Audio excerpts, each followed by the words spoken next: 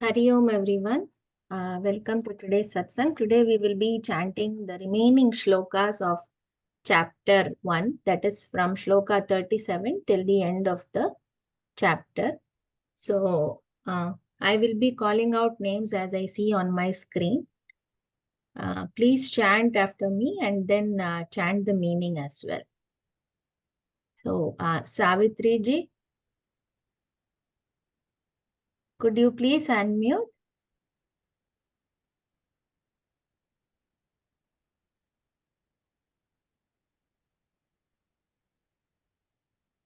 Okay, I think I will first call out Vijayan sir.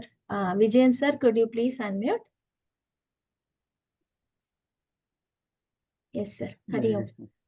Yeah, so we'll start with the shloka number 37. Okay. Tasman narha vayam hantum Tasmanarahayavantum dhartarashtran swabandhavan Dartarashtan Sabhavadhan bandhavan Dartarashta Bhandava. Yeah, Bhandava. swajanam hi katham hatva Swajanam hi katam.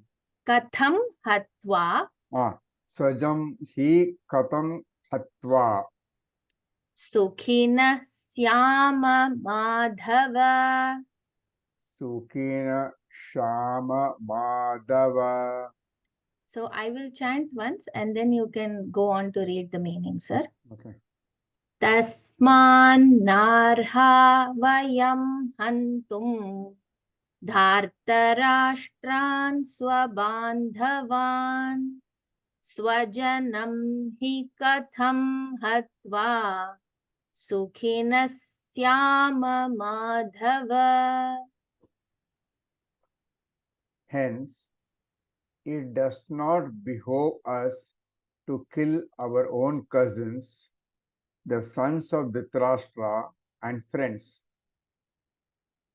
O Madhav, says Krishna, how can we hope to be happy by killing our own kinsmen? Yes, sir. Thank you. Savitri ji, are you able to repeat now?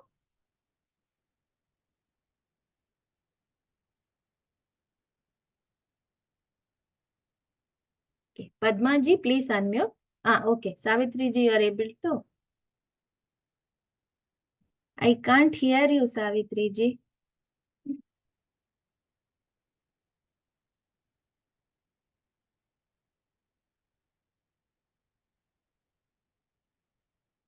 Sir, are you able to hear? No, Padmaji. Maybe you can continue with Padmaji and Shubhaji, and then you can go to Savitri later. Okay. Yeah. Yeah. Padma ji, please repeat after me. Yadyapyete na pashyanti. Yadyapete na pashyanti Lobhopahata chetasaha. Lobhopahata chetasaha Kulakshaya kritam dosham. Kulakshaya krutam dosham Mitradrohe cha patakam. Mitradrohe cha patakam. I will chant once. Yadyapyetena pashyanti lobhopahata chetasaha kulakshaya kritam dosham mitradrohe cha patakam. Their thoughts are overpowered by greed and they see no wrong in annihilating their relatives or wreaking trickery upon friends. Yes. Thank you.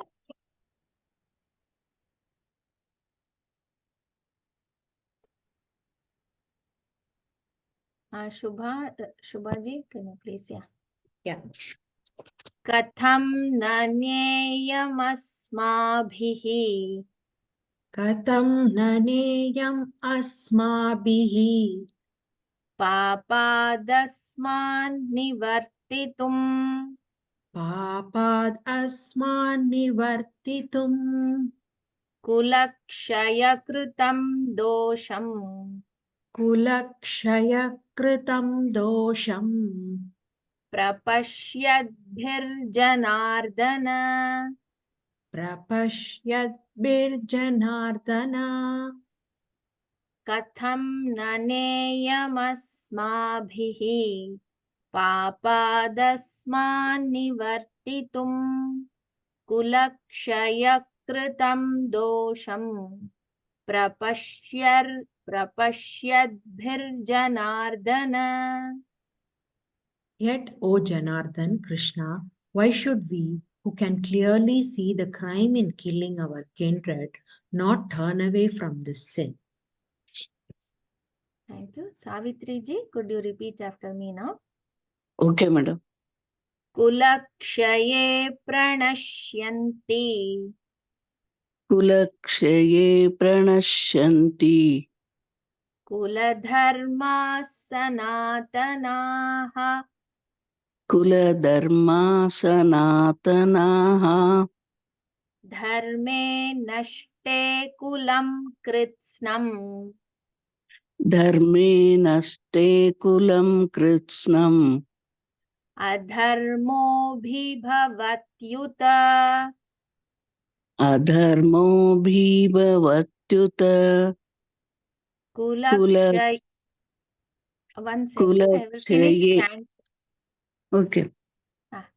Kulakshaye pranashyanti kuladharma sanatanaha dharme nashte kulam kritsnam adharmo bhivavatyuta.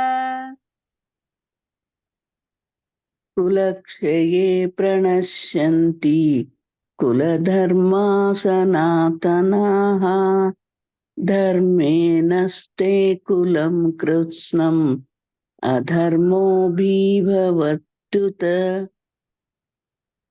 When a destiny is destroyed, its Dynasty. traditions. Savitri ji, it is dynasty. When a dynasty is destroyed, its traditions get vanquished and the rest of the family becomes involved in irreligion. Thank you, Savitri ji. Vijayan ji, we'll go back to you for the next shloka.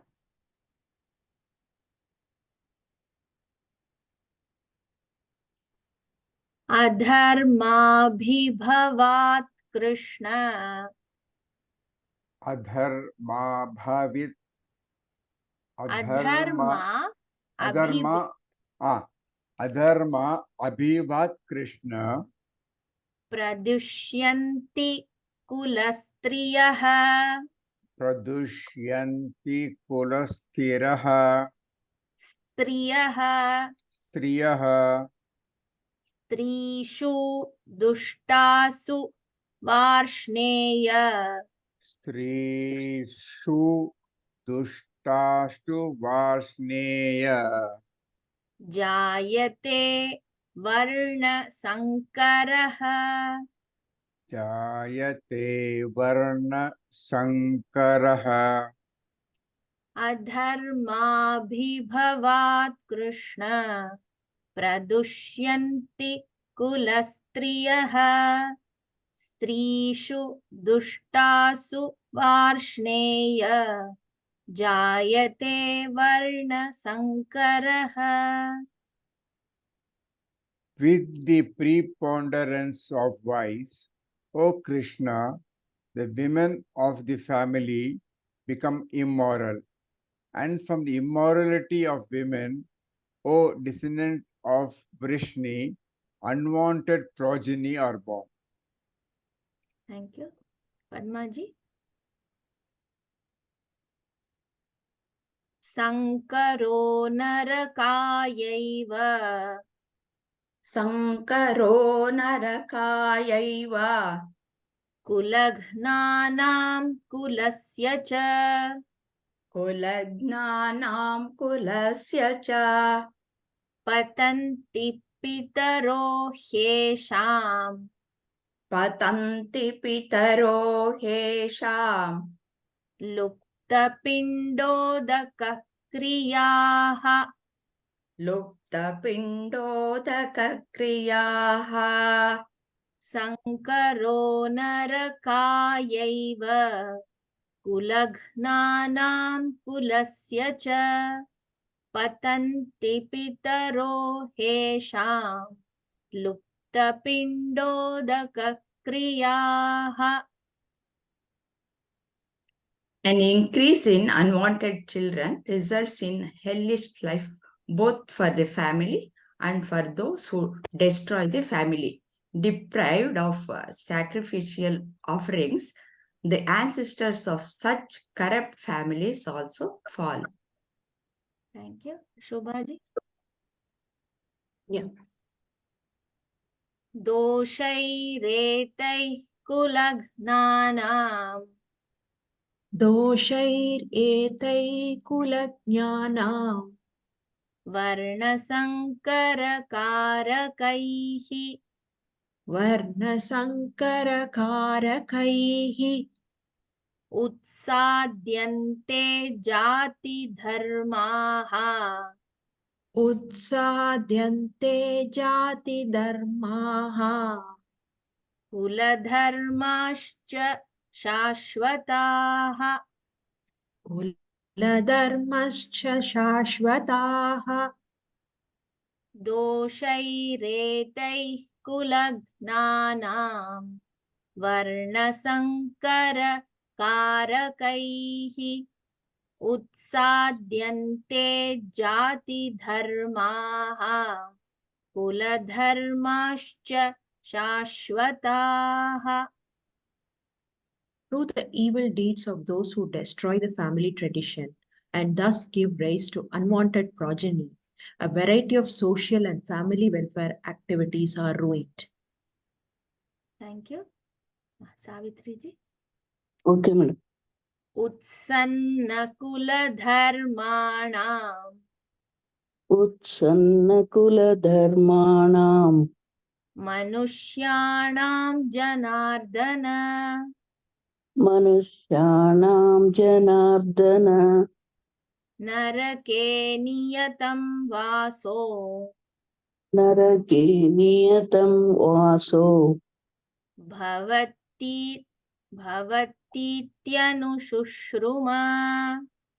भवतीत्यनुशुश्रुमा उत्सन्नकुलधर्माणां मनुष्याणां जनार्दन नरके नियतं वासो भवतीत्यनुशुश्रुम उत्पन्नकुलधर्माणां मनुष्याणां जनार्दन नरके नियतं वासो भवतीत्यनुशुश्रुमा.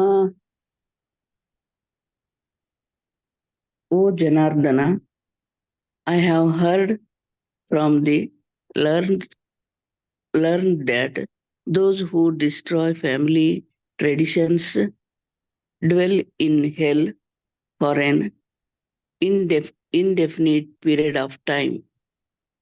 Thank you. Vijayanji.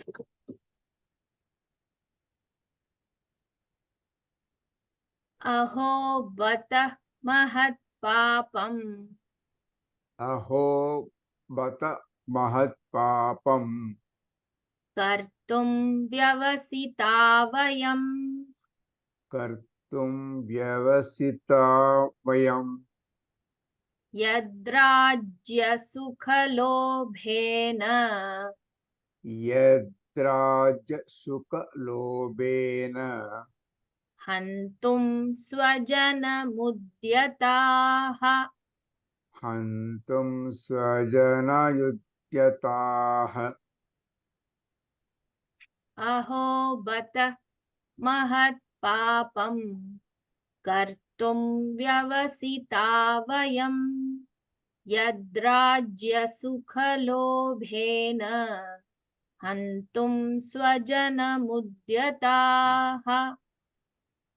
Alas, how strange it is that we have set our mind to perform this great sin with horrifying consequences. Driven by the desire for kingly pleasures, we are intent on killing our own kinsmen. Hari Om Shilpakalaji, can you hear me?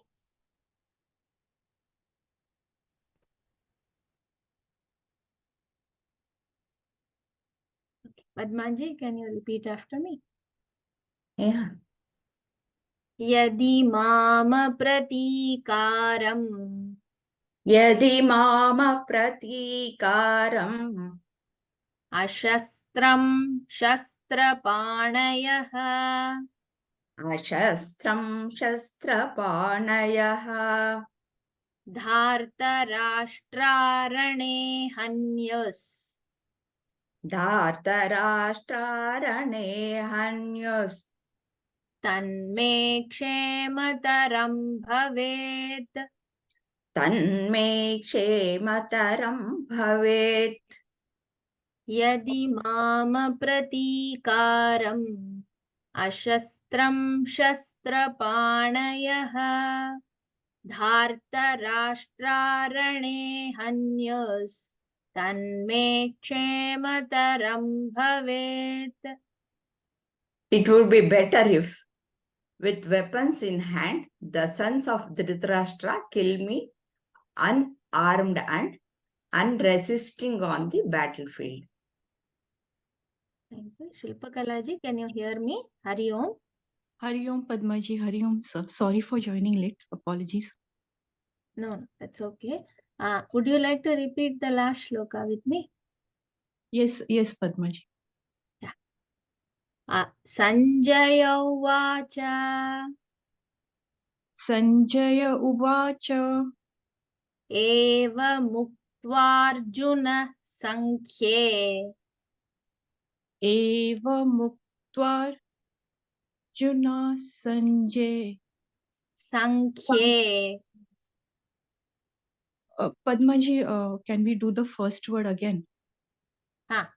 Eva Muktvarjuna Sankhye Eva Muktar Juna Sankhye Rathopastha Upavishat Rathopastha Upavishat Visrujya Sasharam Chapam Visrujya Sasharam Chapam Shokasamvigna Manasaha.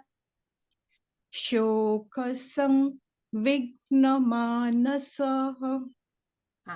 I will chant once and then you can read out the meaning.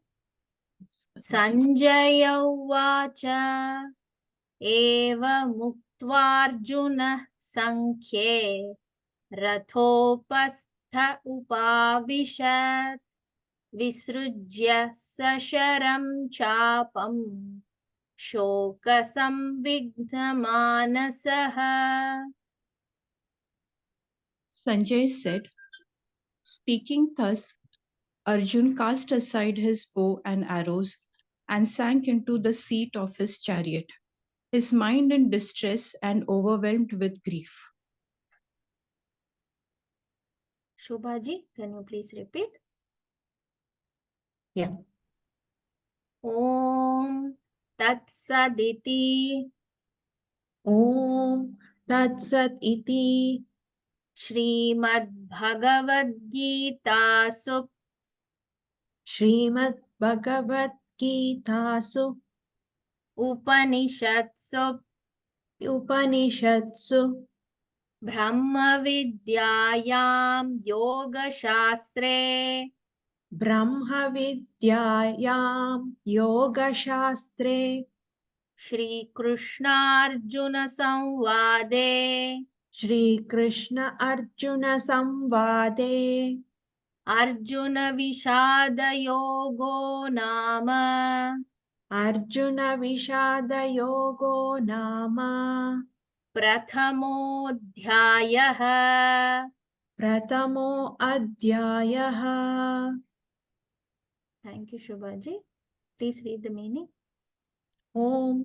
Truth is, thus in the Upanishads of the glorious Bhagavad Gita, the science of the eternal, the scripture of yoga, the dialogue between Sri Krishna and Arjuna, ends the first discourse entitled The Yoga of Arjuna's Grief. Thank you. Yeah, so with this, we finish chanting of all the shlokas. So next week onwards, we can revise. We can take 10, 10 and maybe revise again. Let us go to the contemplation now. Thank you very much, Padmaji. Thank you, sir. So each one of you can practice at home, and if you have any help that you need, then please reach out to Padmaji or any one of us. And one of the outcome of this satsang is we should be able to chant the Bhagavad Gita shlokas comfortably. As you get into the practice, it's a very comforting, soothing, and a very enjoyable process. So let us take time to do that. As Padmaji said, from next session onwards, we'll be repeating 10, 10 each. So that way it will also coincide with ending the contemplation. That's the idea. All right, so let's move on to the contemplation section.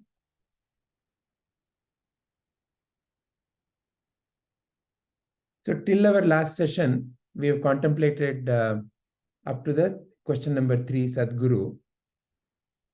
If anyone has any further points to add on the Sadguru question, from there you can begin. Or otherwise, you can pick up today's question, which is, what is the key message of Bhagavad Gita? So from there, we will begin. What is the key message of Bhagavad Gita? Again, as a basis for all these questions, the talk is by Sri Prabhuji, the first video on the first chapter. So hope that all of you are going through that. And these questions are framed based on those videos. So I'll just call out as I see here. Padmaji.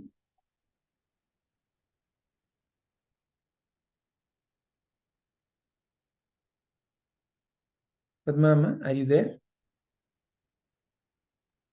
Yes, sir. Yeah. So if you have any further points to add on the Sadguru, you can. Otherwise, you can take up what is the key message of Bhagavad Gita? That is today's main question to begin with. No questions on Sadguru, sir. I will. Yeah. I will speak in Kannada only. I'm comfortable. Yeah. What is the key message of Bhagavad Gita? ಅಂದ್ರೆ ಅದು ಭಗವದ್ಗೀತೆ ಏನು ಸಂದೇಶವನ್ನ ನಮ್ಗೆ ಸಾರುತ್ತೆ. ನಾವು ಏನಾದ್ರೂ ತಿಳ್ಕೊಳ್ಬೇಕು ಅಂತಂದ್ರೆ ಅದರಲ್ಲಿ ಏನಾದ್ರೂ ಒಂದು ತತ್ವ ಇದ್ದಾಗ ಮಾತ್ರ ನಾವು ಅದನ್ನ ತಿಳಿದುಕೊಳ್ಳೋದಕ್ಕೆ ನಾವು ಇಷ್ಟಪಡ್ತೀವಿ. ಇಲ್ಲದೆ ಇದ್ರೆ ಇಲ್ಲ. ಅದಕ್ಕೆ ಅದು ನಮಗೆ ಹಿಡಿಸುವಂತಹದ್ದು, ನಮಗೆ ಸಹಕಾರವಾಗುವಂತಹದ್ದು ಏನ್ ಸಂದೇಶ ಇದೆ ಅದರಿಂದ ತಿಳ್ಕೊಳ್ಳೋದ್ರಿಂದ ನಮ್ಗೆ ಏನು ಪ್ರಯೋಜನ ಇದೆ ಅನ್ನೋದನ್ನ ತಿಳಿದುಕೊಳ್ಳೋಣ. ಅಲ್ಲಿ ಮೊದಲನೇದಾಗಿ ಸಂದೇಶ ಏನು ಅಂದ್ರೆ, ಆತ್ಮನೋ ಮೋಕ್ಷಾರ್ಥಂ ಜಗದ್ಹಿತಾಯ ಚ. ಆತ್ಮನೋ ಮೋಕ್ಷಾರ್ಥಂ ಅಲ್ಲಿ ನೀನು ಯಾರೋ ಅನ್ನೋದನ್ನ ಮೊದಲು ತಿಳಿದುಕೋ. ನೀನು ಯಾರು, ನೀನು ಎಲ್ಲಿಂದ ಬಂದೆ, ಏನು, ಈ ಪ್ರಶ್ನೆ ಪ್ರತಿಯೊಬ್ಬರಲ್ಲೂ ಇರುವಂತಹದ್ದು. ನಾನು ಹೇಗೆ ಬಂದೆ, ಮುಂದೆ ಎಲ್ಲಿ ಹೋಗ್ತೀನಿ ಅನ್ನೋದು ನಿಗೂಢವಾಗಿರುವಂಥದ್ದು. ಆದ್ರೆ ಆಧ್ಯಾತ್ಮದಲ್ಲಿ ಅದನ್ನ ಏನು ಅಂತ ತಿಳಿಸ್ಕೊಟ್ಟಿದ್ದಾರೆ. ಅದು ನೀನು ಮೂಲವಾಗಿ ನೀನು ಏನಾಗಿದೀಯಾ ಅನ್ನೋದನ್ನ ತಿಳಿದುಕೋ ಅನ್ನೋದು. ಮತ್ತೆ ಅದನ್ನ ತಿಳಿದುಕೊಂಡು ಅದನ್ನ ಲೋಕ ಕಲ್ಯಾಣಕ್ಕೆ ಅದನ್ನ ಉಪಯೋಗಿಸ್ಕೋ. ಹೇಗೆ ನೀನು ಆ ಸ್ವರೂಪದಲ್ಲಿ ನಿಂತುಕೊಂಡು ನೀನು ಪ್ರತಿಯೊಂದು ಕೆಲಸವನ್ನು ಮಾಡು, ಆಗ ನೀನು ಶಾಂತಿ ನೆಮ್ಮದಿಯನ್ನ ಪಡಿತೀಯ ಅನ್ನೋದು ಮೊದಲನೆಯದಾಗಿ ಭಗವದ್ಗೀತೆಯಲ್ಲಿ ಶ್ರೀಕೃಷ್ಣ ನಮಗೆಲ್ಲ ಅರ್ಜುನನ್ಗೆ ಹೇಳಿರುವ ಮುಖಾಂತರ ಸಾರಿ ಸಾರಿ ತಿಳಿಸ್ಕೊಟ್ಟಿರುವಂತಹ ಒಂದು ತತ್ವ. ನೀನು ಈ ಭಗವದ್ಗೀತೆಯಲ್ಲಿ ಏನು ಹೇಳುತ್ತೆ ಅಂದ್ರೆ, ಮೊದಲನೆಯದಾಗಿ ತತ್ವಂ ಅಸಿ, ನೀನು ಅದೇ, ಯು ಆರ್ ದಟ್ ಅಂತಂದ್ಬಿಟ್ಟು. ಅಂದ್ರೆ ಅದೇ ಅಂತಂದ್ರೆ ಏನು? ಅದು ಒಂದು ಮೂಲ ತತ್ವ. ಇಡೀ ಬ್ರಹ್ಮಾಂಡದಲ್ಲೇ ಇರುವಂತಹದ್ದು ಒಂದೇ ಒಂದು ತತ್ವ, ಅದು ಅದ್ವೈತ ತತ್ವ, ಅದು ನೀನೇ ಅನ್ನೋದನ್ನ ತಿಳಿಸ್ಕೊಡುತ್ತೆ. ಈ ವೇದಗಳಲ್ಲಿ 4 ವೇದಗಳಿಂದ 4 ವಾಕ್ಯಗಳನ್ನ ಆರಿಸ್ಕೊಂಡಿದ್ದಾರೆ. ಅದರಲ್ಲಿ ಈ ಭಗವದ್ಗೀತೆ ಮುಖ್ಯವಾಗಿ ಹೇಳುವಂಥದ್ದು, ಸಾರುವಂತಹದ್ದು ತತ್ವಮಸಿ, ನೀನು ಅದೇ, ನೀನು ಏನು, ಮತ್ತೆ ಭಗವಂತ ಏನು, ಭಗವಂತನಿಗೂ ನಿನಗೂ ಇರುವಂತಹ ಸಂಬಂಧ ಏನು ಅನ್ನೋದನ್ನ ತಿಳಿಸ್ಕೊಡುವಂಥದ್ದು 3 ಭಾಗಗಳಲ್ಲಿ ಭಗವದ್ಗೀತೆ. ಇನ್ನು ಅದು ಏನ್ ಹೇಳುತ್ತೆ? ಅಹಂ ಬ್ರಹ್ಮಾಸ್ಮಿ, ನೀನು ಬ್ರಹ್ಮ ಸ್ವರೂಪಿಯೇ ನೀನು ಅನ್ನೋದನ್ನ ಹೇಳ್ಕೊಡುತ್ತೆ.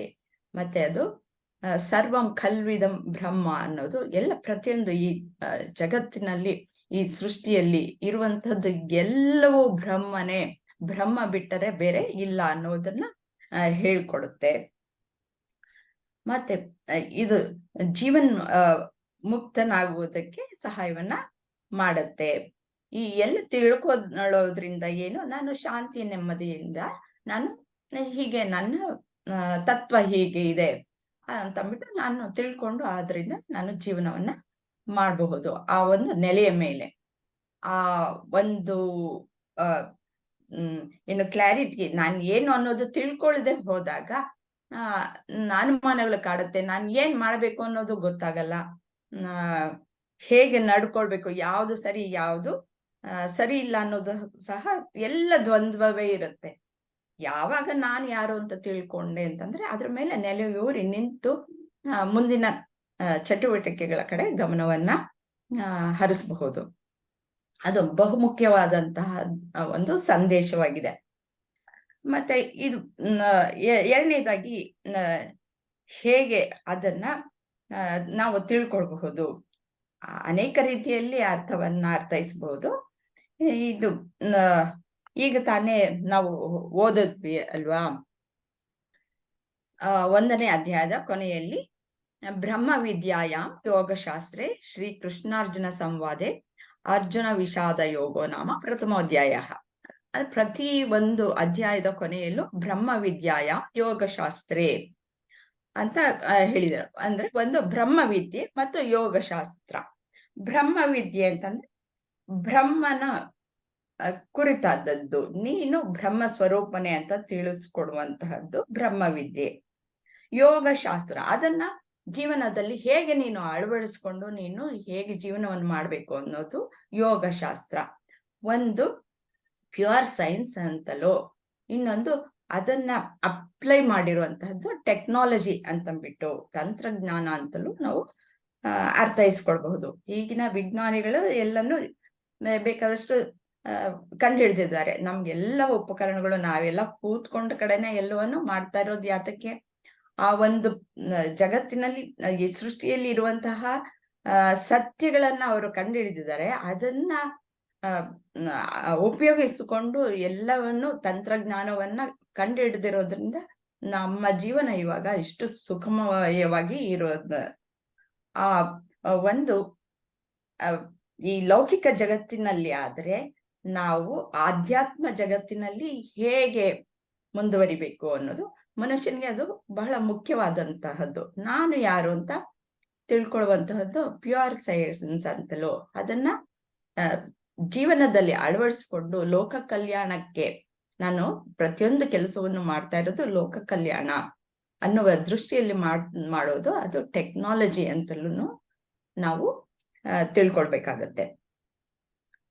ಈ ಒಂದು ಯೋಗಶಾಸ್ತ್ರದಲ್ಲಿ ನಮ್ಮ ಮನಸ್ಸು, ಬುದ್ಧಿ ಮತ್ತೆ ಶಕ್ತಿ, ಅಂದ್ರೆ ನಾವು ನಮ್ಮ ಜ್ಞಾನ ಶಕ್ತಿ ಮತ್ತೆ ಇಚ್ಛಾಶಕ್ತಿ ಕ್ರಿಯಾಶಕ್ತಿಯನ್ನು ಒಂದಾಗಿಸ್ಕೊಳ್ಬೇಕು. ಅಂದ್ರೆ ತಲೆ ಹೃದಯ ಕೈ ಒಂದಾಗಿಸ್ಕೊಳ್ಬೇಕು. ಅವನ್ನ ಒಂದಾಗಿಸ್ಕೊಂಡು ನಾವು ಈ ಯೋಗಶಾಸ್ತ್ರದಲ್ಲಿ ಅದು ಯೋಗಶಾಸ್ತ್ರ ಆ ಕೆಲಸಗಳನ್ನ ನಾವು ಮಾಡ್ಬೇಕು ಅನ್ನೋದನ್ನ ತಿಳಿಸ್ಕೊಡುತ್ತೆ. ಇದು ಬ್ರಹ್ಮವಿದ್ಯೆ ನೀನು ಯಾರು ಅಂತ ಅನ್ನೋದನ್ನ ತಿಳಿದುಕೋ. ಅಂದ್ರೆ ನನ್ಗೆ ಇವಾಗ ಅಜ್ಞಾನ, ನಾನ್ ಯಾರು ಅನ್ನೋದು ನನಗೆ ಗೊತ್ತಿಲ್ಲ. ನಾನು ಜೀವ, ಇದು ಪ್ರಪಂಚ ನಂಗೆ ಕಾಣಿಸ್ತಾ ಇದೆ, ಭಗವಂತ ಎಲ್ಲೋ ಇದ್ದಾನೆ ಅನ್ನೋದನ್ನ ನಾನು ಅನ್ಕೊಂಡಿದ್ದೀನಿ. ಆದ್ರೆ ಈ ಆಧ್ಯಾತ್ಮಕ್ಕೆ ಬಂದಾಗ, ಈ ಭಗವದ್ಗೀತೆಯನ್ನು ಓದಿದಾಗ, ಈ ಸಾಂಖ್ಯ ಯೋಗದಲ್ಲೇ ಶ್ರೀಕೃಷ್ಣ ಪ್ರಪ್ರಥಮವಾಗಿ ತಿಳಿಸ್ಕೊಡ್ತಾ ಹೋಗ್ತಾರೆ. ನೀನು ಭಗವನ್ ಸ್ವರೂಪಿ ಅನ್ನೋದನ್ನ ಹೇಳ್ಕೊಡ್ತಾರೆ. ಇದು ಅಂದ್ರೆ ಸಂಪೂರ್ಣವಾಗಿ ಈ ಬ್ರಹ್ಮ ಬೇರೆ ಅಲ್ಲ, ನೀನು ಬೇರೆ ಅಲ್ಲ, ಜಗತ್ತು ಬೇರೆ ಅಲ್ಲ, ಎಲ್ಲವೂ ಒಂದೇ, ಅದ್ವೈತ, ಇಲ್ಲಿ ಇರುವುದು ಒಂದೇ ಅಂತ ಸಾರಿ ಸಾರಿ ಹೇಳ್ತಾರೆ. ಅದು ಬ್ರಹ್ಮವಿದ್ಯೆ. ಅದನ್ನ ಸರ್ವಂ ಖಲ್ವಿದಂ ಬ್ರಹ್ಮ ಚಾಂಡೋಗ್ಯ ಉಪನಿಷತ್ತಿಂದನೂ ಹೇಳಿದ್ದಾರೆ. ಆ ಉಪನಿಷತ್ತುಗಳ ಸಾರವೇ ಭಗವದ್ಗೀತೆ, ಅದನ್ನೇ ಹೇಳಿದ್ದಾರೆ. ಭಗವದ್ಗೀತೆಯಲ್ಲಿ ಎಲ್ಲ ಉಪನಿಷತ್ಗಳ ಸಾರಾಂಶವನ್ನ ಸಾರಿ ಸಾರಿ ಹೇಳಿದ್ದಾರೆ. ಅದು ಯೋಗಶಾಸ್ತ್ರ. ಈಗ ನಾವು ಆಗ್ಲೇ ಹೇಳ್ದೆ ಹೇಗೆ ನಾನು ಯಾರು ಅಂತ ತಿಳಿದುಕೊಂಡು ಅದನ್ನ ಜೀವನದಲ್ಲಿ ಅಥವಾ ಲೋಕ ಕಲ್ಯಾಣಕ್ಕೆ ಅಳವಡಿಸ್ಕೊಳ್ಳೋದು ಯೋಗಶಾಸ್ತ್ರ. ನಾವು ಲೌಕಿಕ ಜಗತ್ತಿನಲ್ಲಿ ಈ ಏನು ಪ್ಯೂರ್ ಸೈನ್ಸ್ ಮತ್ತೆ ಟೆಕ್ನಾಲಜಿಯನ್ನ ಹೇಗೆ ಅಳವಡಿಸ್ಕೊಳ್ತೀವೋ ಆ ರೀತಿಯಲ್ಲಿ. ಇದರಿಂದ ಏನು ಪ್ರಯೋಜನ? ನನ್ಗೆ ಮನಸ್ಸು, ಬುದ್ಧಿ, ಕೈ ಎಲ್ಲಗಳನ್ನು ಒಂದಾಗಿಸ್ಕೊಂಡು ಕೆಲಸಗಳನ್ನ ಮಾಡೋದಕ್ಕೆ ಅನುಕೂಲವಾಗುತ್ತೆ. ನನಗೆ ನೆಮ್ಮದಿ, ಶಾಂತಿ ಎಲ್ಲವೂ ದೊರಕುತ್ತೆ. ಈ ಇದರಲ್ಲಿ ಒಂದು ಶ್ಲೋಕ 3ನೇ ಅಧ್ಯಾಯದ 3ನೇ ಶ್ಲೋಕದಲ್ಲಿ ಹೇಳ್ತಾರೆ, ಇಲ್ಲಿ ಇರುವುದು ಒಂದು ಜ್ಞಾನ ಯೋಗ ಮತ್ತೆ ಕರ್ಮಯೋಗ ಎರಡೇ ಅಂತ ಬಿಟ್ಟು. ಲೋಕೇಸ್ಮಿನ್ ದ್ವಿವಿಧ ನಿಷ್ಠ ಪುರಾ ಪ್ರೋಕ್ತ ಮಯಾನಘ ಜ್ಞಾನ ಯೋಗೇನ ಸಾಂಖ್ಯಾನಾಂ ಕರ್ಮಯೋಗೇನ ಯೋಗಿನಾಂ. ಇದರಲ್ಲಿ ಜ್ಞಾನ ಯೋಗ ಕರ್ಮಯೋಗ ಎರಡೇ.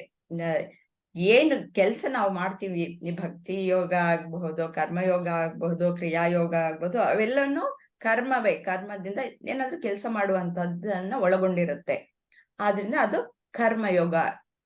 ಆದ್ರೆ ಅದಕ್ಕೆ ಮಾಡ್ಬೇಕಾದ್ರೆ ಜ್ಞಾನ ಬೇಕಲ್ಲ, ಅದು ಜ್ಞಾನ ಯೋಗ ಬೇಕು. ಇವೆರಡೇ ಇರೋದು. ಇವೆರಡ ಇಟ್ಕೊಂಡು ನಾವು ಜೀವನದಲ್ಲಿ ಮುಂದುವರಿಬೇಕು. ನಮ್ಮ ಅಜ್ಞಾನವನ್ನ ಹೀಗೆ ತೊಡೆದು ಹಾಕ್ತಾ ಇದ್ದಾನೆ ಶ್ರೀಕೃಷ್ಣ.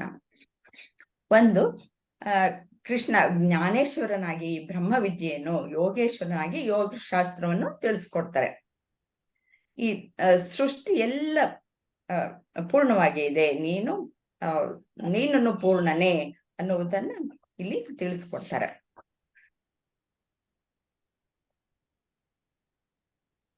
ಈ ಪರಮಾತ್ಮ ಎಲ್ಲ ಕಡೆಯೂ ಎಲ್ಲ ಕಾಲ, ದೇಶ ಎಲ್ಲವನ್ನು ಮೀರಿ ಇರುವಂತಹದ್ದು. ಅಂದ್ರೆ ನಾವು ಅನೇಕ ಶ್ಲೋಕಗಳಲ್ಲಿ ನಾವು ಕಲಿತಾ ಹೋಗ್ತೀವಿ, ಮೊದಲು ಇದ್ವಿ, ಈಗ್ಲೂ ಇದೀವಿ, ಮುಂದೆನೂ ಇದೀವಿ ಅನ್ನೋದನ್ನ ಸಹ ತಿಳಿಸಿಕೊಡ್ತಾರೆ. ಹಾಗೆ ಅಂದ್ರೆ ನಾವು ಏನ್ ಅನ್ಕೊಂಡ್ ಬರೀ ನಾವು ಜೀವಿ ಅಂತಂದ್ಬಿಟ್ಟು ನಾನು ಬೇರೆ, ಲೋಕ ಬೇರೆ, ಮತ್ತೆ ಪರಮಾತ್ಮ ಬೇರೆ ಅನ್ನುವ ಒಂದು ಮಟ್ಟದಲ್ಲಿ ಇದ್ದಾಗ ನಮ್ಗೆ ಯಾವುದು ತಿಳುವಳಿಕೆ ಇರಲ್ಲ, ಅಜ್ಞಾನದಲ್ಲಿ ತುಂಬಿರ್ತೀವಿ.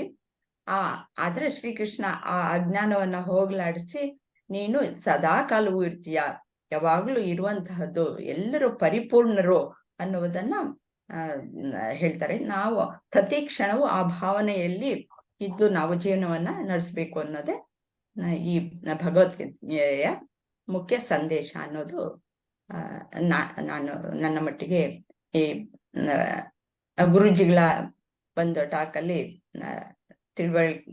ತಿಳಿಸ್ಕೊಂಡಿರೋದು. ಧನ್ಯವಾದ ಅಮ್ಮ, ಬಹಳ ಸುಂದರವಾಗಿ ಹೇಳಿದ್ದೀರಾ. ಧನ್ಯವಾದ. Yeah, very beautifully put, Padmaji. Thank you so much for sharing. ಶಿಲ್ಪಾಜಿ? Yes, sir. Can you share your views on what is the key message of Bhagavad Gita according to you? Yes, sir. The key message of Bhagavad Gita is to focus on the action rather than the results.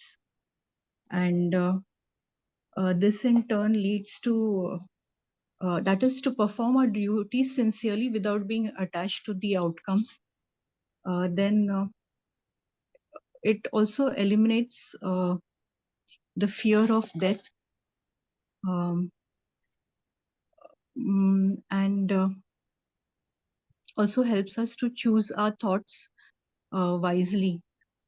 That is, discard the temptations, and it'll that stop us from reaching our ultimate goal.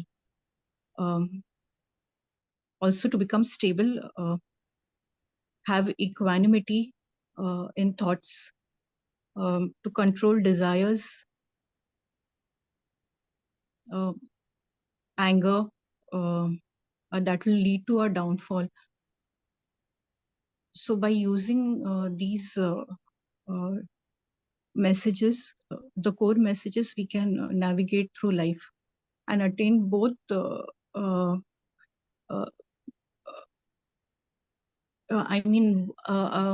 it'll help us attain to be spiritual as well as lead a balanced life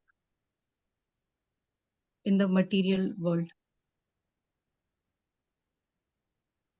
Wonderful. So that's all. Very nice. Very nicely put. Yeah. Thank you, sir. Thank you. Thank you, sir. Vijayanji?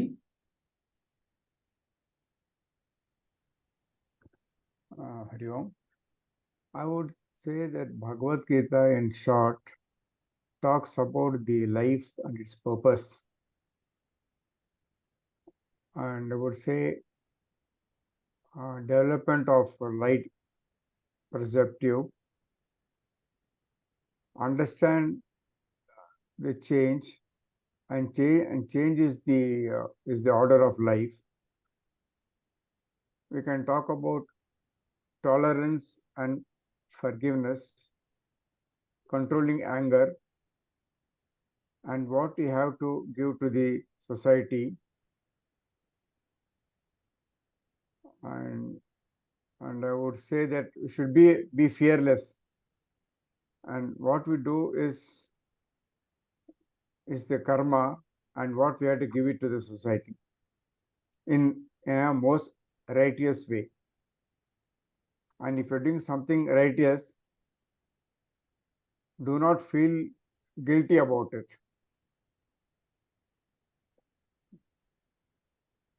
Very nice. Thank you, Vijayanji. ಶುಭಾಜಿ? ಹೇಳ್ಬೋದಾ? ಆಗ್ಲಿ, ಹೇಳಿ ಸಾವಿತ್ರಿ ಅಮ್ಮ. ಬರೀ ಈ ಆತ್ಮಜ್ಞಾನವನ್ನು ಹೇಳ್ತಾರೆ ಶ್ರೀಕೃಷ್ಣ ಇದರಲ್ಲಿ ಭಗವದ್ಗೀತೆಯಲ್ಲಿ. ಈ ಆತ್ಮಜ್ಞಾನವನ್ನು ಅರಿತುಕೊಳ್ಳೋದಕ್ಕಿಂತ ಮೊದಲು ನಾವು ದೇಹ ಭಾವನೆಯಲ್ಲಿ ಇರುತ್ತೇವೆ. ಅಂದ್ರೆ ನಾನು ಅಂದ್ರೆ ಈ ದೇಹ ಅಂದ್ರೇನೆ ನಾನು, ಮತ್ತು ಈ ಸಮಾಜದಲ್ಲಿ ನನ್ನ ಅಂತಸ್ತು, ದುಡ್ಡು ಮತ್ತು ಸ್ಥಾನ, ಮಾನ, ಸಂಪತ್ತು, ಇವುಗಳ ಬಗ್ಗೆನೇ ನಾವು ಯಾವಾಗ್ಲೂ ಸದಾ ವಿಚಾರ ಮಾಡ್ತಾ ಇರ್ತೇವೆ. ಅಂದ್ರೆ ಸಮಾಜದಲ್ಲಿ ನನ್ನ ಗೌರವ ಎಷ್ಟಿದೆ, ನನ್ನ ಅಂತಸ್ತು, ನಾನು ಯಾರಿಗಿಂತ ಹೆಚ್ಚು ದುಡ್ಡು ಗಳಿಸ್ತೇನೆ, ನಾನು ಎಷ್ಟು ಶ್ರೀಮಂತನಿದ್ದೇನೆ, ಮತ್ತು ನಾನು ಈ ಶ್ರೀಮಂತಿಕೆಯಿಂದ ಎಷ್ಟು ಸಂತೋಷದಿಂದ ಇದ್ದೇನೆ. ಸಂತೋಷ ಸಿಗದೇ ಇದ್ರು ಕೂಡ ನಾವು ಬೇರೆ ಬೇರೆ ಕಡೆ ಸಂತೋಷವನ್ನು ಹುಡುಕ್ತಾ ಹೋಗ್ತೀವಿ. ಇಷ್ಟೊಂದು ದುಡ್ಡಿದ್ರು ನನಗೆ ಯಾಕೆ ಸಂತೋಷ ಇಲ್ಲ, ನೆಮ್ಮದಿ ಇಲ್ಲ ಅಂತ ನಾವು ಸಮಾಜದಲ್ಲಿ ಬರೀ ದೇಹ ಭಾವನೆಯನ್ನು ಇಟ್ಕೊಂಡು ಸಂತೋಷ ಸುಖವನ್ನು ಅಲಿಸ್ತೇವೆ. ಆದರೆ ಭಗವದ್ಗೀತೆಯಲ್ಲಿ ಶ್ರೀಕೃಷ್ಣ ಅರ್ಜುನನಿಗೆ ಹೇಳ್ತಾನೆ, ತತ್ವಂ ಅಸಿ, ಅಂದ್ರೆ ನೀನು ಅಂದ್ರೆ ಯಾರು ಅಂತ. ನೀನು ಅಂದ್ರೇನೆ, ಅರ್ಜುನ ಅಂದ್ರೇನೆ ಇಲ್ಲಿ ನಾವೆಲ್ಲರೂ. ತತ್ವಂ ಅಸಿ ಅಂದ್ರೆ ನೀನು ಬ್ರಹ್ಮನೇ ಆಗಿದ್ದೀಯಾ ಅಂತ. ಅಂದ್ರೆ ನೀನೇ ಬ್ರಹ್ಮ, ಅದನ್ನು ನೀನು ಅರಿತುಕೋ ಅಂತಾನೆ ಹೇಳ್ತಾನೆ. ಅಂದ್ರೆ ಇಲ್ಲಿ ನೀನು ಬ್ರಹ್ಮ ಆಗಬೇಕಾಗಿಲ್ಲ, ನೀನು ಇರೋದೇ ಬ್ರಹ್ಮ. ಅದನ್ನು ಅರಿತುಕೊಂಡು ಈ ದೇಹ ಭಾವನೆಯನ್ನು ಬಿಡು. ನೀನು ಬಿಟ್ಟು ನಿನ್ನಲ್ಲಿರುವಂತ ಆತ್ಮದ ಜ್ಞಾನವನ್ನು ಪಡೆದುಕೊಂಡು ನೀನು ಆತ್ಮಜ್ಞಾನದ ಕಡೆಗೆ ಹೆಚ್ಚು ಅಂದ್ರೆ ಒಲವು ತೋರಿಸು ಅಂತಾನೆ ಹೇಳ್ತಾನೆ. ಅಂದ್ರೆ ಇಲ್ಲಿ ಆತ್ಮನ್ ಮೋಕ್ಷಾತ್ ಜಗತ್ ಹಿತಾಯಚ ಅಂತಾನೆ ಹೇಳ್ತಾನೆ.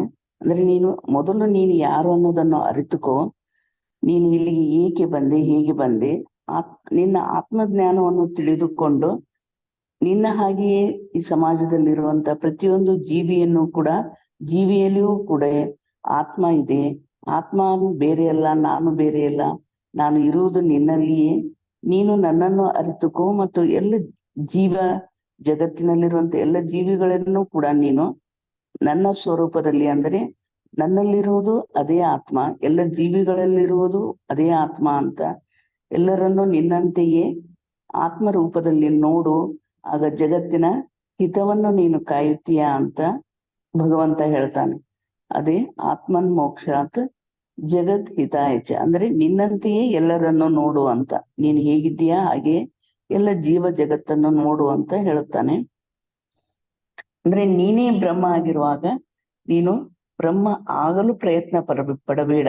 ಅಂದ್ರೆ ನಿನ್ನಲ್ಲಿಯೇ ಎಲ್ಲವೂ ಇದೆ, ಬ್ರಹ್ಮನ ಲಕ್ಷಣಗಳಿವೆ. ಆದರೆ ಅದು ನಮಗೆ ಅರಿವಿರೋದಿಲ್ಲ. ನಾನು ಬ್ರಹ್ಮ ಅಂದ್ರೆ ನಾವು ಒಪ್ಪಿಕೊಳ್ಳೋದಿಲ್ಲ.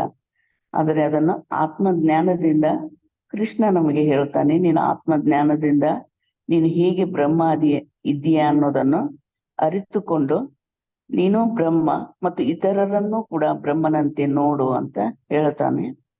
ಅಹಂ ಬ್ರಹ್ಮಾಸ್ಮಿ ಸರ್ವಂ ಕಲ್ವಿದಂ ಬ್ರಹ್ಮ. ಅಂದ್ರೆ ಇದು ಭಗವದ್ಗೀತೆಯು ಒಂದು ನಮ್ಗೆ ಮೋಕ್ಷ ಶಾಸ್ತ್ರ ಇದ್ದ ಹಾಗೆ. ಅಂದ್ರೆ ಇಲ್ಲಿ ನಾವು ಮೋಕ್ಷವನ್ನು ಪಡೆಯಬೇಕಾದ್ರೆ, ಈ ಜೀವನದಿಂದ ಮೋಕ್ಷವನ್ನು ಪಡೆಯಬೇಕಾದರೆ ಇದು ಭಗವದ್ಗೀತೆ ನಮಗೆ ಒಂದು ಮೋಕ್ಷ ಶಾಸ್ತ್ರ ಇದ್ದ ಹಾಗೆ. ನಾವು ಮೋಕ್ಷವನ್ನು ಪಡೆಯದೇ ಇದ್ದರೆ ಪುನರಪಿ ಮರಣಂ ಪುನರಪಿ ಜರಣಂ ಜಠರೇಶ ಶಯನಂ ಅಂತ ನಾವು ಪುನಃ ಮತ್ತೆ ಈ ಮೋಹಜಾಲದಲ್ಲಿ, ಜಗತ್ತಿನ ಪ್ರಪಂಚದ ಮೋಹಜಾಲದಲ್ಲಿ ಸಿಕ್ಕಿ ಪುನಃ ಹುಟ್ಟುವುದು, ಪುನಃ ಸಾಯುವುದು, ಇದೇ ನಮ್ದು ಸರ್ಕಲ್. ಅಂದ್ರೆ ಇದೇ ಸರ್ಕಲ್ ನಲ್ಲಿ ನಾವು ಒದ್ದಾಡ್ತಾ ಇರ್ತೀವಿ. ಇದರಿಂದ ನಮಗೆ ಮೋಕ್ಷ ಸಿಗಬೇಕಾದ್ರೆ ಆತ್ಮಜ್ಞಾನವನ್ನು ಪಡೆದಾಗ ಮಾತ್ರ ಮೋಕ್ಷ ಜ್ಞಾನ ಸಿಗುತ್ತೆ ಮತ್ತು ಈ ಮೋಹದಿಂದ ನಮಗೆ ಮುಕ್ತಿ ಸಿಗುತ್ತೆ. ನೀನು ಇರುವ ಸತ್ಯವನ್ನು ಅರಿತುಕೊಂಡು ಜೀವನ ನಡೆಸು. ಅದೇ ರೀತಿಯಾಗಿ ಅಹಂ ಬ್ರಹ್ಮಾಸ್ಮಿ ಸರ್ವಂ ಕಲ್ವಿದಂ ಬ್ರಹ್ಮ. ಅದೇ ಅಂದ್ರೆ ನೀನು ಬ್ರಹ್ಮನಾಗು ಮತ್ತು ಎಲ್ಲರನ್ನು ಬ್ರಹ್ಮನಂತೆಯೇ ಉಪಚರಿಸು ಅಥವಾ ಎಲ್ಲರನ್ನು ಬ್ರಹ್ಮನಂತೆಯೇ ನೋಡು. ಅಂದ್ರೆ ನೀನು ಈ ಆತ್ಮ ಜ್ಞಾನದಿಂದ ಈ ಮೋಹ ಪ್ರಪಂಚದಿಂದ ಮುಕ್ತಿಯನ್ನು ಪಡೆದು ಮುಮುಕ್ಷತ್ವ ಅಥವಾ ಮೋಕ್ಷವನ್ನು ಪಡೆದು ಜೀವನ್ಮುಕ್ತನಾಗು ಹಾಗೂ ಎಲ್ಲರನ್ನು ನಿನ್ನಂತೆಯೇ ನೋಡು ಎಂದು ಈ ಶ್ರೀಕೃಷ್ಣ ಅರ್ಜುನನಿಗೆ ಹೇಳುತ್ತಾನೆ. ಸರ್, ಬಹಳ ಚೆನ್ನಾಗಿ ಹೇಳಿದ್ದೀರಾ. Thank you sir. ಧನ್ಯವಾದ. Thank you sir. ಶುಭಜಿ. Yes, sir.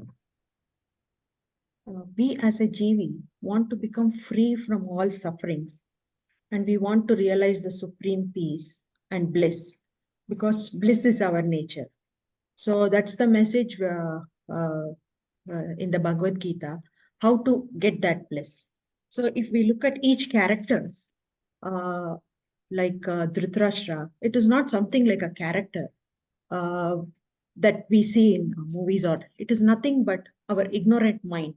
Each character, Sri Krishna is saying that these are all the things which we come across in everyday life, and these are all the problems which we face in everyday life. So how do we solve all those problems? That is the key message which I see in Bhagavad Gita. It's like a life manual, how we can lead our life in a peaceful and blissful way. So if we look at Dhritarashtra, it's nothing but an ignorant mind. And the 100 Kauravas are nothing but our thoughts, desires, and our greed, all those things which we come across every day in our life. And when we look at Pandu Raja, he is our intellect, Viveka, and Kunti is our Vairagya. So each character is nothing but the characters which we have imbibed in us. So we have to rise above all these greed, thoughts, desire, is what Sri Krishna is giving us the message. If we look at Yudhishthira, he has the divine power of calmness. Bhima is the power of strength. Arjuna is the power of self-control. Nakula is the control of mind. And Sahadeva is restraint. So if we look at all these characters, we can easily look at the message which Sri Krishna is telling us. Bhishma is nothing but our ego. Bhishma has Icha Marana. The same way, if we the ego cannot be destroyed by others, but by our own self. So that's why we say Bhishma has Icha Marana. So ego is Icha Marana for us.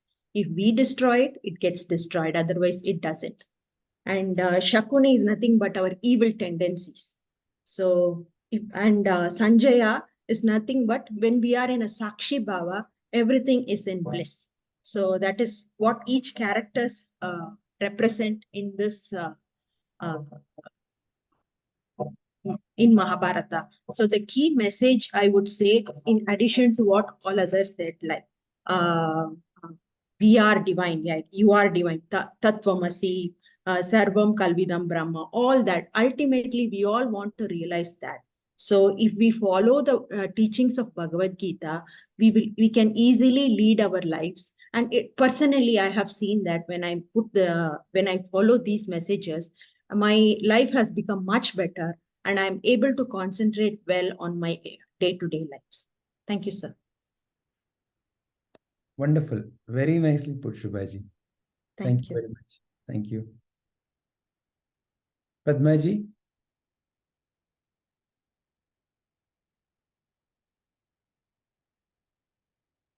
Yeah, so each one had a very wonderful way of sharing the message of Bhagavad Gita.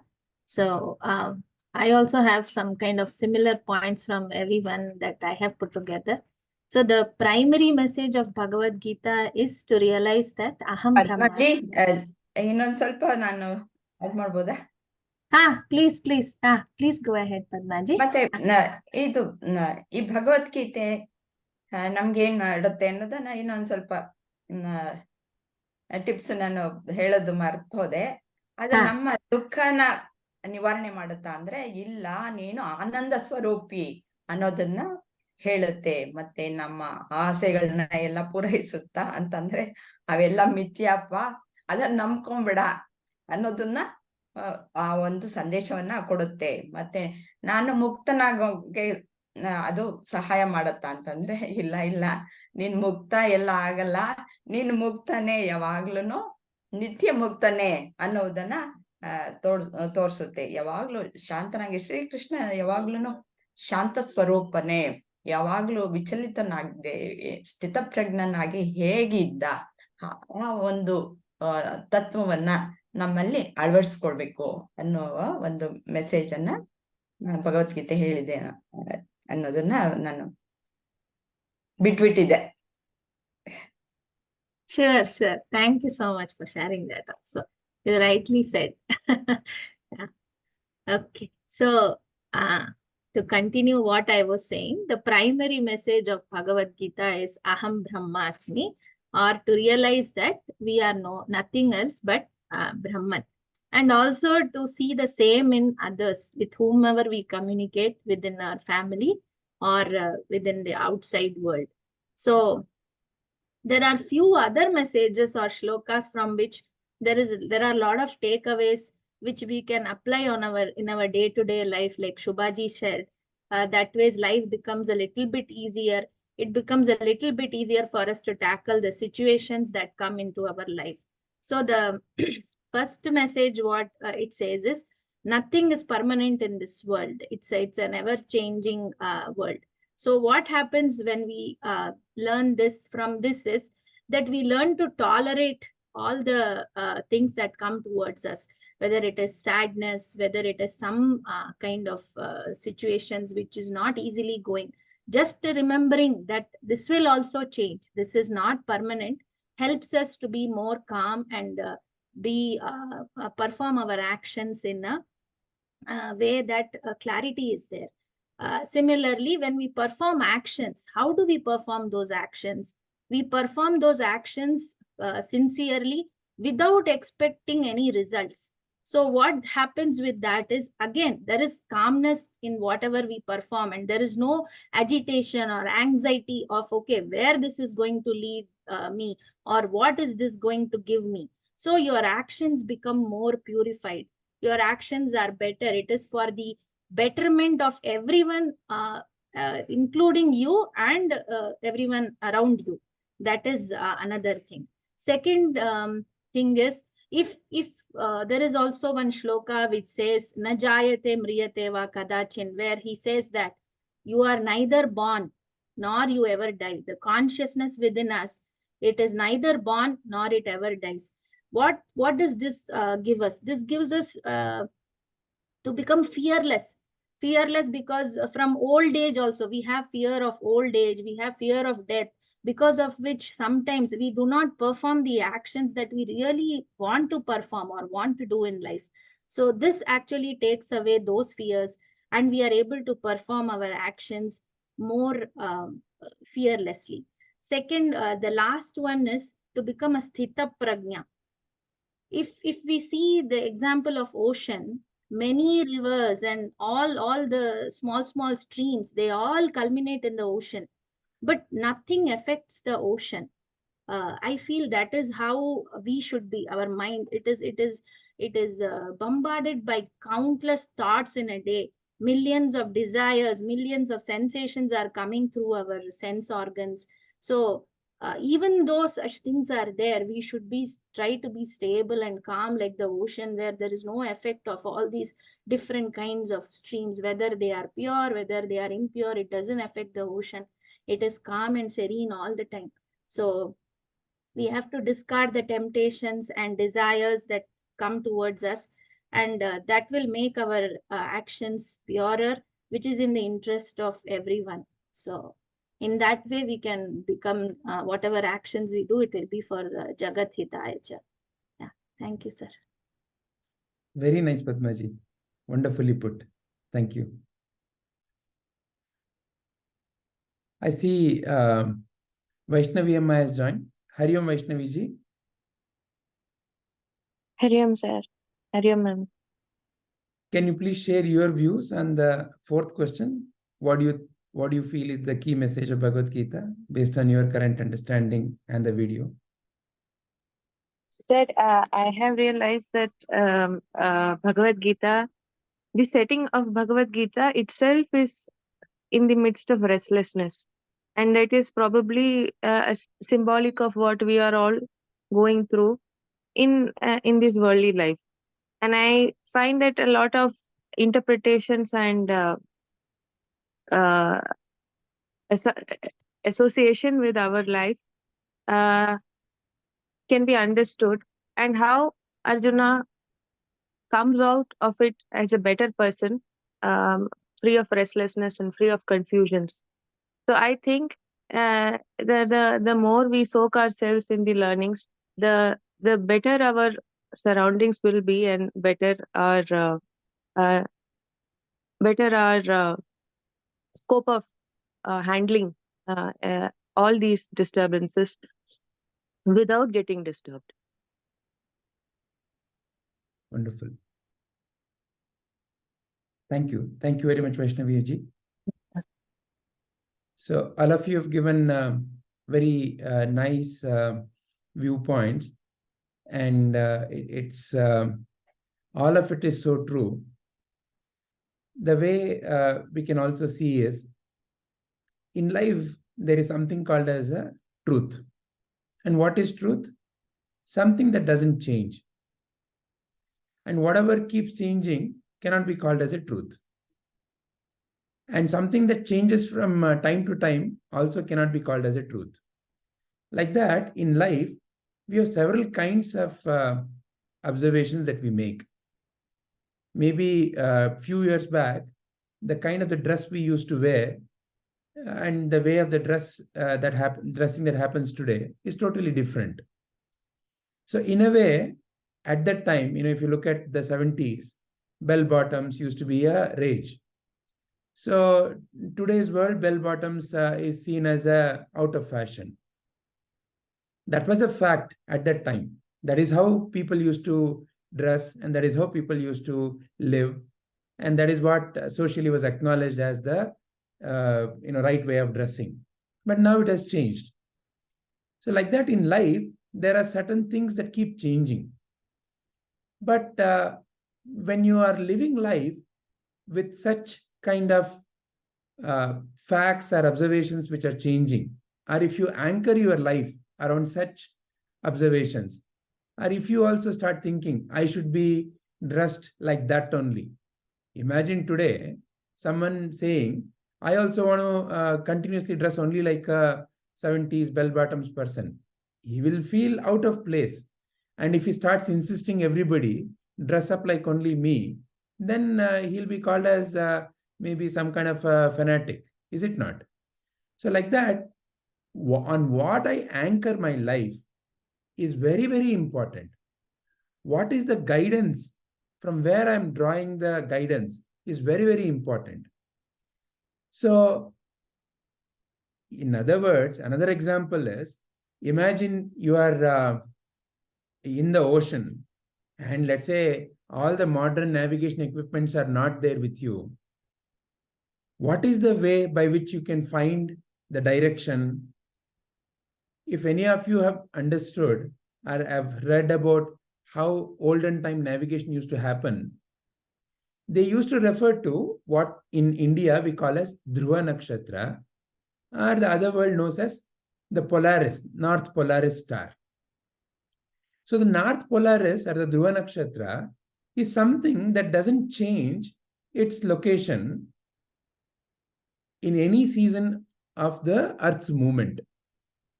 So it is always pointing to the true north of the Earth.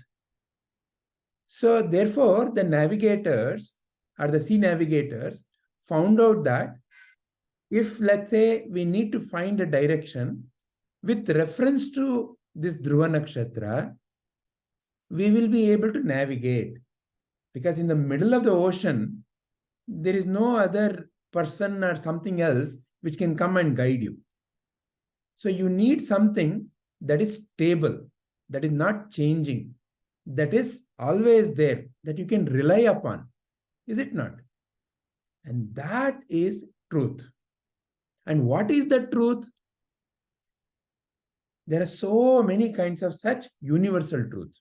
This existence, what we call as this life, has many such universal truths. And Bhagavad Gita, each shloka is a universal truth, is a pointer to that universal truth. Each shloka can help you discover the universal truth. So that way, whatever you already said, which is when I'm in distress, when I'm confused, when I'm worried, when I'm anxious, when I'm angry, when I'm depressed, when I am lost, when I don't know how to take the next step, whatever may be the kind of the various turmoils that all of us go through, like how a sea has various waves, some small waves, some big waves, some tsunamis, but the ship, that is you have to travel safely. It doesn't mean that the sea has to be safe, that the sea doesn't have to have waves. It only means how do you navigate such a wave is very important, is it not? Just like that, there is an answer for every situation of your life in Bhagavad Gita. Every shloka is a pointer to a universal truth. For any situation of your life, you can find an answer in Bhagavad Gita. So in that way, Bhagavad Gita is a reflection of the reality of life.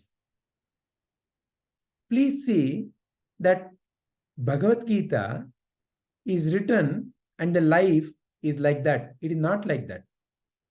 The way life is, Bhagavad Gita is written like that. That is why it has stood the test of the time. Vedavyasa Maharshi, the one who realized the message that is given through Bhagavad Gita, is the Sadguru. And that Sadguru wrote Bhagavad Gita, and he wrote Bhagavad Gita based on how life is. And therefore, it is today also relevant. It was relevant many thousands of years back. It will always be relevant because it is universal truth. So when you and I understand the message of Bhagavad Gita, realize the universal truth that each of the shloka points at, and use it in our day-to-day life, like how already many of you said, life becomes wonderful, purposeful, meaningful. Doesn't mean that there won't be situations of life. You will have to deal with various situations, whether it is financial loss or financial ups, health downs, various kinds of insults, praises. Those are there. When you are in the ocean, waves are there. You cannot wish away the wave. But how do I navigate? That you can learn. That I can learn. And that learning manual is Bhagavad Gita. So Bhagavad Gita, therefore, like how our Modi ji says, if there is one gift that any one of us can offer to another human being, it cannot be anything other than Bhagavad Gita. That's why when anybody visits from any country, Modi ji offers them a Bhagavad Gita. Why? Because the person who reads Bhagavad Gita, who realizes the message of Bhagavad Gita, will find a wonderful life. So when you offer Bhagavad Gita, you're actually offering someone the key to live a happy, healthy, peaceful life. What more can you give anybody? More than anything else in life, what you can offer to any other friend or relative or any known acquaintance is this lovely, wonderful way of living life. So that is the beauty of Bhagavad Gita.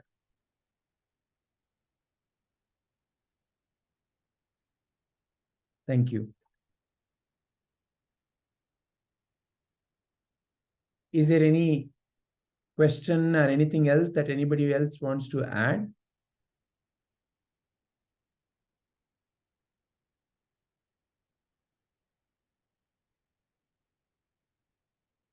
Rupaji, I see that you have joined late.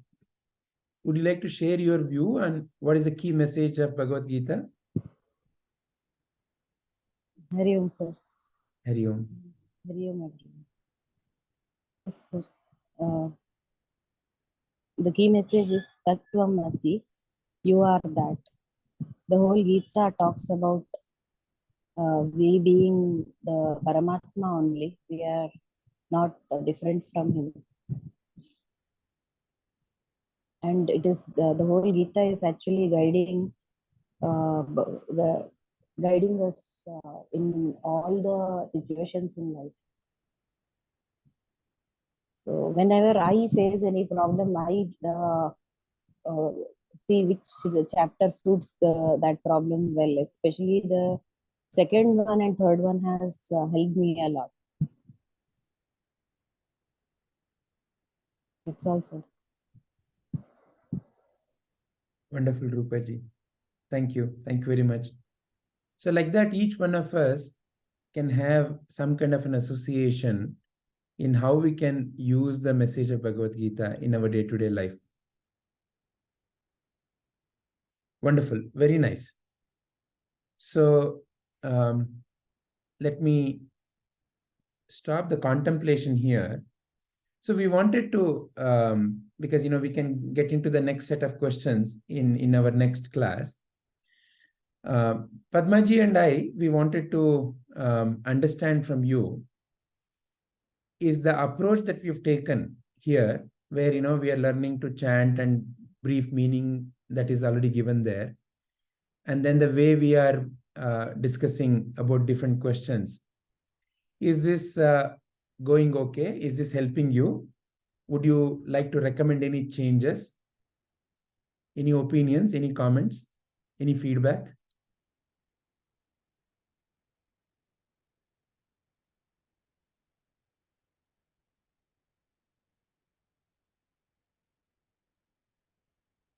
Is it okay? So you can also, if it is good, also you can at least give that feedback. If this is okay to continue, you can give that feedback. If anything is modified, please give that Guruji, feedback. it's absolutely okay to continue. It is nice.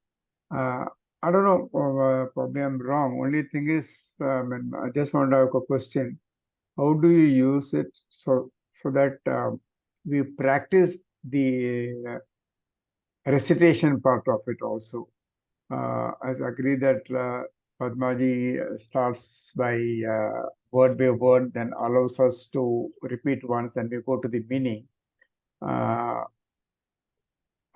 it requires a lot more practice and continuous things.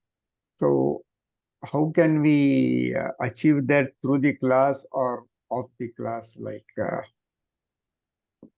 Okay, so one of the way you can look at it, Vijayanji, is in the class, the idea is to orient you towards how to chant that, which is what Padmaji does. Then what you can do is, those who are interested to develop that recitation part better, you can practice based on what you learned, and you can also record your voice, listen to that. When you listen to that, you will find it very easy to correct yourself as a first step. Then as a next step, you can definitely reach out to any one of us. So you can send your recording to Padmaji, and she can help you in correcting if any is needed. Yes, thank you, Guruji. I know that we shouldn't be comparing one with other, because there are different forums, different venues. So I was just thinking, just only thought. Only for example, today, if we are going to practice, let us say 5 shlokas or 6 shlokas, the way Padmaji puts to us, is it possible? I know it is too much of work, and of this I'm saying because No, please don't worry, Vijay. Please share your feedback. That's why we are listening to you. Yeah, I was a part of the Gita Parivar. That's why it gets stuck in the mind. Like if Padmaji talks about this 5 shlokas today, can the shlokas recording alone can be sent in WhatsApp? So what happens is that during the course of 1 week, it helps us to render it. I know this Bhagavad Gita is not only about chanting, it is more about learning the meaning part of it. But we also get engrossed how to chant. So what happens during this week when we keep on practicing the 5 shlokas or 6 shlokas, next week when we are given opportunity to say 5 shlokas, 6 shlokas, it becomes a bit more easy for us. Excellent suggestion. But so I don't know, it all depends upon. Week, we wanted to repeat, maybe in units of that 12, right? So we will definitely adopt your suggestion, and going forward, a second chapter, we will adopt the same suggestion. Padmaji, does it sound okay to you also? Yes, sir. I have also been part of Gita Parivar, so I know what he is saying. So, yeah. So, technically, what they do is like if they are doing 5 shlokas today, after the class, there will be a WhatsApp recording of the individual shlokas there of those 5. In So, English as well as in Sanskrit, whatever. Yeah. So you can like play that, and you can follow like how I do with them, each one of them. You can continue doing that shloka by shloka. So once you master first shloka, then you can go to the second shloka, or you can do all the 5. Like he says, you have a week's time. So you can do all the 5 shlokas. So it kind of separates the shloka from the entire recording. No, like we have the entire thing together, the contemplation and the shlokas.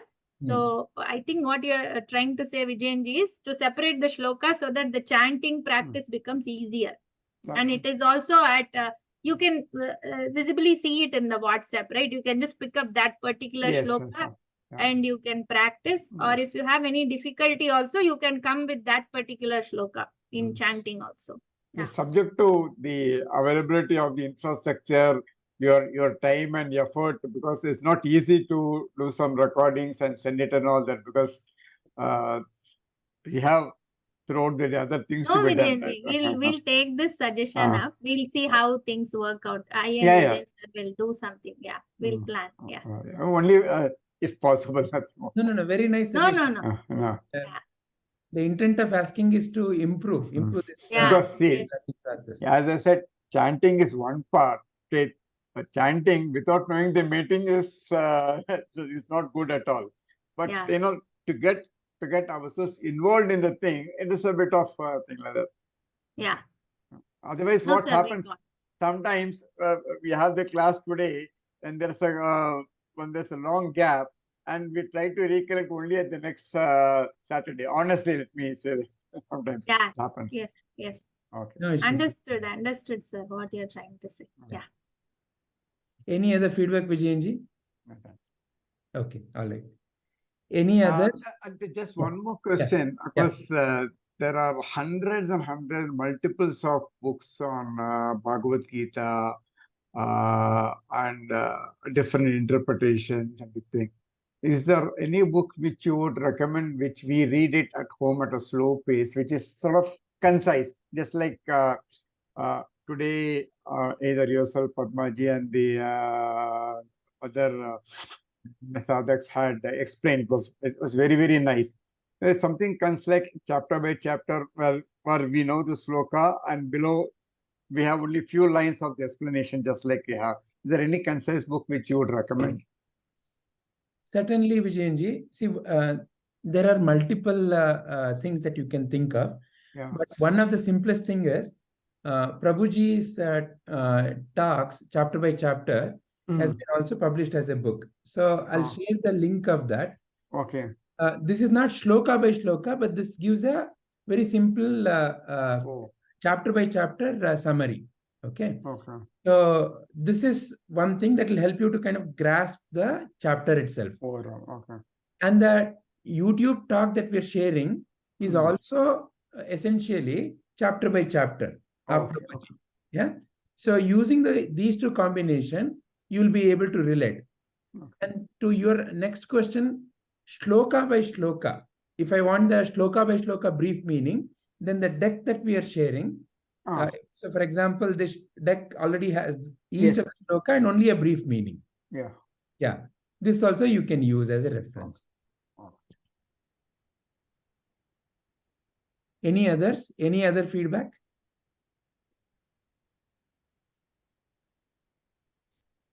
Vaishnavi, or others, do you have any other feedback? Sir, I wanted to raise the question of the contemplation also.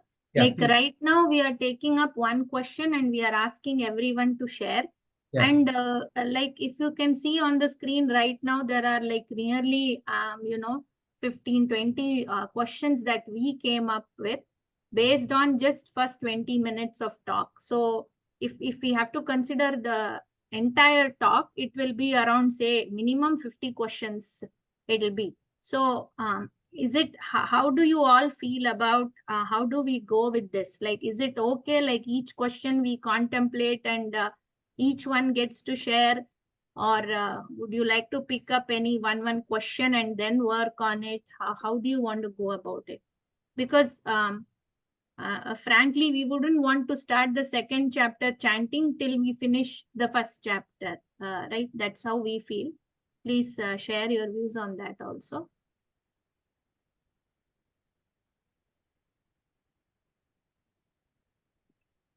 Let me phrase the question in another way.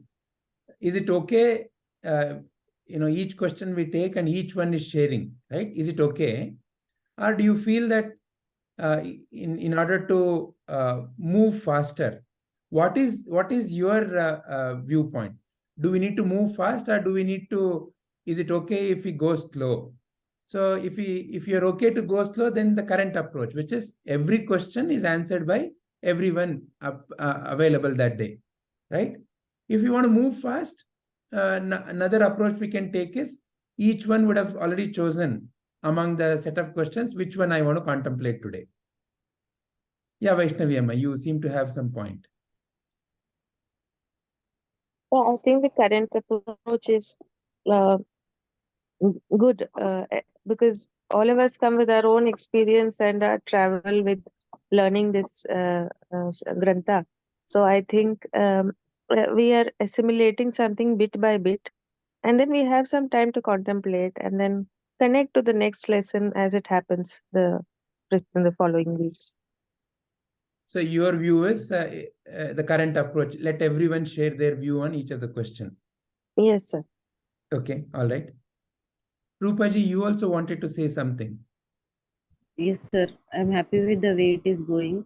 Though it is slow, we'll get in-depth knowledge about what we are all contemplating on. Wonderful. Is there any contrary view?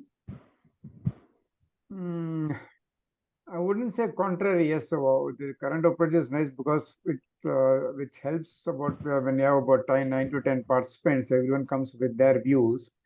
Only thing would be that it would become a bit slow and sometimes repetitive. Maybe that we can the 9 of us can pick up 1 or 2 questions each contemplation and give the explanation, and you as our gurus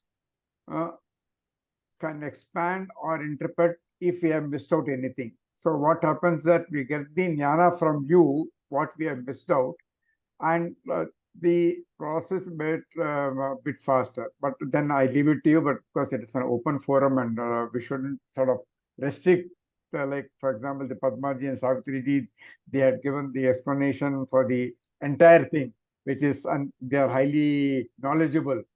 So then, and after that, then we are not able to say anything at all because full of knowledge. Maybe, I mean, that's I think we will reach cross the bridge as it comes, how comfortable, how we are. Yeah, I would like to add to that. Yeah. Vijayanji, if that was the case, if you feel that they have shared, you can also do that. Okay, whatever they shared, it's the same view of what I have, and I would like to go to the next question. You can volunteer to say that. Okay. Is that okay, sir? Yeah, fine, absolutely. That's one way of handling. I think what Vijayanji is also saying is, if let's say we publish the set of questions, and if let's say maybe 2 people pick up a particular question, and then towards the end, some of us also share our views if anything is need to be added.